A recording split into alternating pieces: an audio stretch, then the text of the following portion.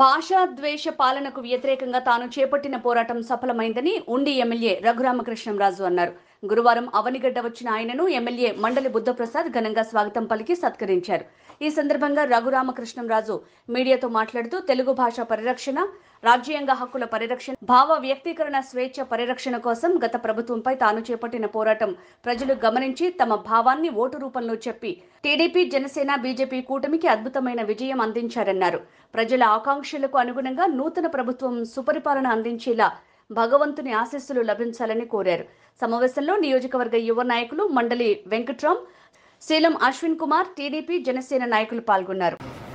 గత ప్రభుత్వంలో పార్లమెంట్ సభ్యుడిగా భాగస్వామి అయినప్పటికీ కూడా తెలుగు భాష మీద నేను 2019 నవంబర్లోనే తెలుగు భాషను చంపే ప్రయత్నాన్ని ఆపాలి, మాతృభాషను చంపే ప్రయత్నం ఆపాలి, తెలుగును కాపాడాలి అని చెప్పి పార్లమెంట్లో నేను చేసిన విన్నపమే మొట్టమొదట ఒక పెను దుమారానికి కారణమై, ఆ తర్వాత సరే ఇంకొన్ని తప్పు మీద తప్పు అలా చేస్తూ ఉంటే ఆ తర్వాత అది నా మీద హత్యా ప్రయత్నం దాకా వచ్చి నా ప్రభుత్వాన్ని కూలదొయ్యాలి అని చూస్తున్నారని కేసు పెట్టింది నా ఒక్కడి మీదే.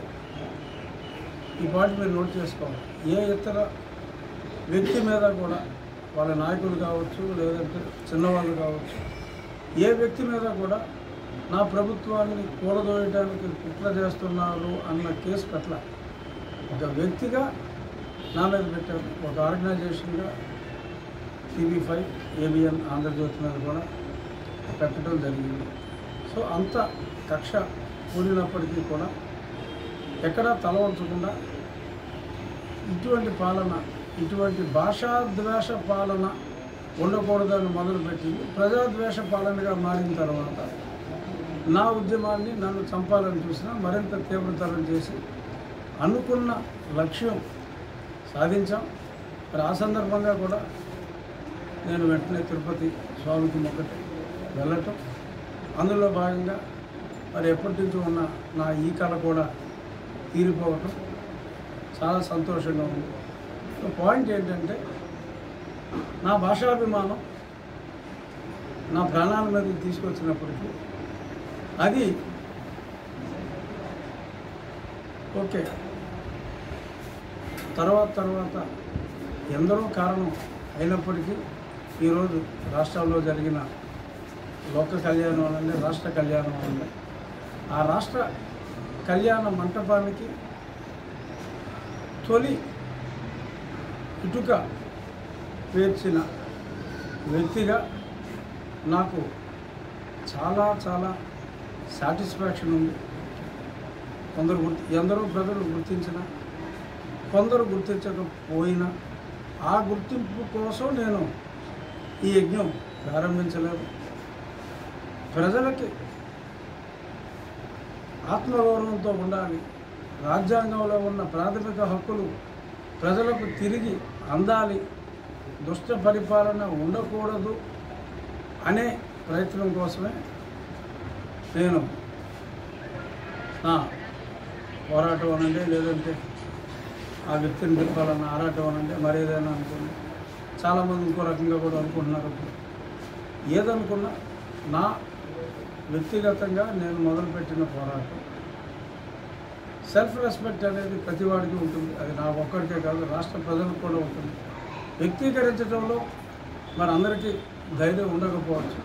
వాళ్ళ భావ వ్యక్తీకరణ ఓటు అనే ఆయుధం ద్వారా తెలియజేసి వాళ్ళందరూ కూడా అద్భుతమైన విజయాన్ని ఈరోజు బుద్ధప్రసాద్ గారు ఉన్న పార్టీని కానీ, నేనున్న పార్టీని కానీ, భారతీయ జనతా పార్టీని కానీ, ఆ వ్యక్తిగతంగా వారు పడిన వ్యధ ఓట్ల రూపంలో మా 3 పార్టీలకి అద్భుతమైన విజయాన్ని చేకూర్చింది. ఈ సందర్భంగా ప్రజలకు ఇచ్చిన మాట నిలబెట్టుకుంటూ సుపరిపాలన జరగాలని మనస్ఫూర్తిగా కోరుకుంటూ ఈ ప్రభుత్వానికి ఆ వెంకటేశ్వర ఆశీస్సులు మీ మోపిదేవి సుబ్రహ్మణ్య స్వామి ఆశీస్సులు, అలాగే ప్రజలందరి ఆశీస్సులు మెండుగా ఉండాలని మనస్ఫూర్తిగా కోరుకుంటున్నాను. మా పార్టీలకు సంబంధం లేదు. ఆయన సాహిత్యాభిమాని, భాషాభిమాని. ఆయనకున్నంత సాహిత్యంలో ప్రవేశం లేకపోయినప్పటికీ నేను సాహిత్యాన్ని ఆస్వాదించేవాడిని. సంగీతం, సాహిత్యం, తెలుగు భాష, తెలుగు సంస్కృతి, ఇదే నన్ను బుద్ధప్రసాద్ గారికి నన్ను శిష్యుడిగా, ఆయన అభిమానిగా నన్ను చేసింది. పార్టీలు ఏవైనప్పటికీ కూడా మా అభిమతం తెలుగు, మా ప్రాధాన్యత తెలుగు భాష, తెలుగు సంస్కృతికి.